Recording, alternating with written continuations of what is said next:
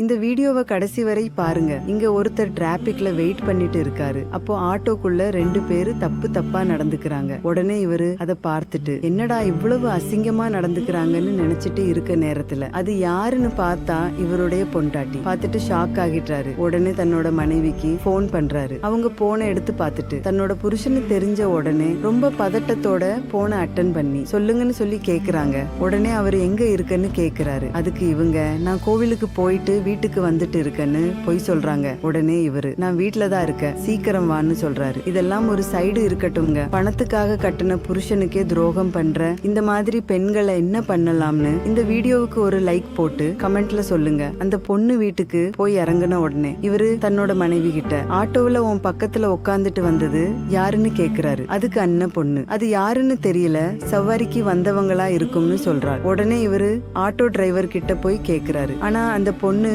Driver கிட்ட பணத்தை காட்டி உண்மைய சொல்லாதன்னு பின்னாடி இருந்து சைகை காட்டுறார். உடனே இவரு அந்த ஆட்டோ டிரைவர் கிட்ட உங்களை பார்த்தா எங்க அப்பா மாதிரி இருக்கு, தயவு செஞ்சு உண்மைய சொல்லுங்கன்னு சொல்றாரு. உடனே அவரு உண்மையெல்லாம் சொல்லிடுறாரு. அதை கேட்டு கோபமான இந்த ஆளு தன்னோட மனைவிய பார்த்து நீ எல்லாம் ஒரு பொண்டாட்டியா, கட்டுன புருஷன் குத்துக்கல்லு மாதிரி இருக்கிறப்ப இந்த மாதிரி ஒரு கேவலமான விஷயத்த நீ பண்ணிருக்க. இனிமே உனக்கு இந்த வீட்டுல இடம் கிடையாது. இனிமே நீ என்னோட மூஞ்சிலையும் முழிக்காத, போய் அவன் கூடயே குப்பை கொட்டுன்னு சொல்லி தன்னோட மனைவிய வீட்டை விட்டு வெளியே துரத்தி விட்டுறாரு. இவரு செஞ்ச செயல் சரின்னு நினைக்கிறவங்க இந்த வீடியோவுக்கு ஒரு லைக் போட்டு கமெண்ட்ல சூப்பர்னு கமெண்ட் பண்ணுங்க.